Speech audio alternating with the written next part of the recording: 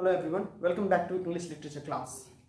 And today in my class I am going to teach you a poetry appreciation section from the poetry. How to solve such questions from the poetry. Okay, so here you can see the extract I have taken, one stanza from the poem.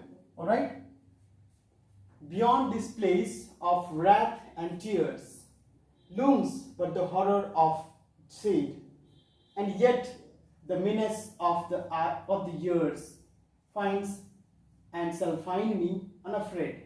So this is a stanza. Okay, so you have to first of all find out this stanza has been taken from which poem and who is the author. Like, see the question number 1, name the poem from which this stanza has been extracted. Extracted means taken out, and mention the name of the author. So this stanza has been taken from the poem called Invictus.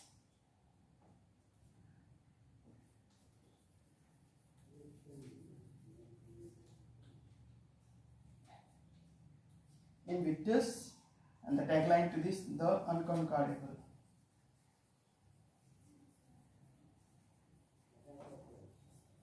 Okay, that is a tagline for the poem Invictus. And who is the author? The author is W.E. Henley. Okay, so next question you can see here, explain the figures of speech used in the stanza. So several times in the previous class or the last year class I have been explaining you the figures of speech, which is a poetic device. Okay, so here from this stanza you have to find out the figures of speech where it is used. Okay, like you can see here, the horrors of shade here. Okay, first of all write the line here.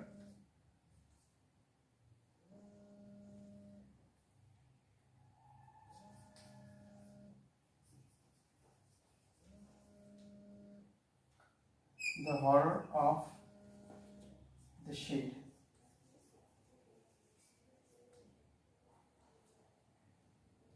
So this is a figures of speech. Now what figures of speech is the horror of shade? The horror of shade is a metaphor.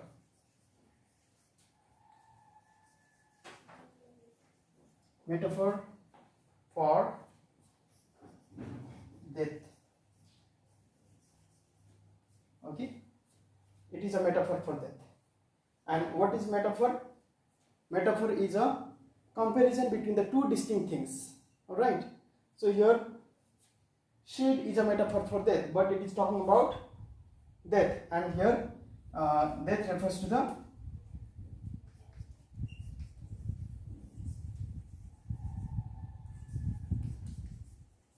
darkness.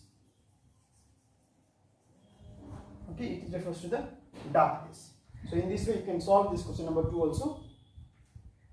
So like this kind of question will be appearing from another chapter also. Like you may find another figures of speech in the same stanza also. So you will find out in this manner, but you have to thorough with the stanza or the poem. Okay. Next one, what is the rhyme scheme used in the stanza? Now you have to find rhyme scheme. What rhyme scheme has been used here? Now how to find rhyme scheme from the stanza? What you will do is first you have to see this last word, tears, shade, years, unafraid. Okay, first of all what you do, you mark tear, which words are rhyming here. Tears you write A, tears is rhyming as A, and tears is rhyming with years, so this also you mark as A. Shade, unafraid, B. That means when you write the rhyme scheme, the rhyme scheme is what you write, A B in the single quotation mark, A B in small letters. Okay, so this completes question number 3 also. Now explain the line looms but the horror of the death. Now see, this line is where? This line is here in second line. Yes or no? This is in second line. So you have to be thorough with the explanation also. The earlier explanation, please listen carefully to find out the explanation. Now here, looms but the horror of shade. Now what does this line mean? Okay, this line means here,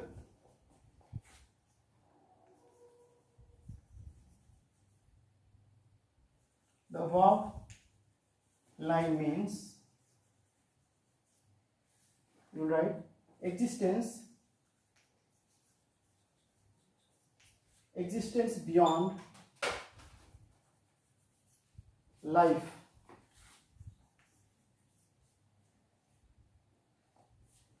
in the dark world of death. So that would be meaning of this sentence. Looms but the horror of death. The above line means existence beyond life in the dark world of death. So this line means. Next, question number 5. Give the similar meaning of the word. Now these words looms and menace. This looms and menace you will find here in only. And here looms is used here and menace is here. So from there only you have to find out the meaning. What does it contain? Like if you listen to the explanation properly. So means while explaining the poem, I might have told you the meaning of these words also. So please listen carefully the explanation, which is very important for you to score good marks in the examinations. Now here looms. Looms means appears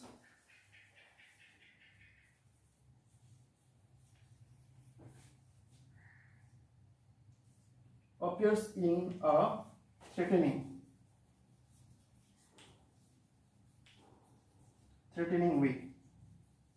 So your looms means appearing in a threatening way. Threatening means causing danger. Alright. And menace means something that causes damage.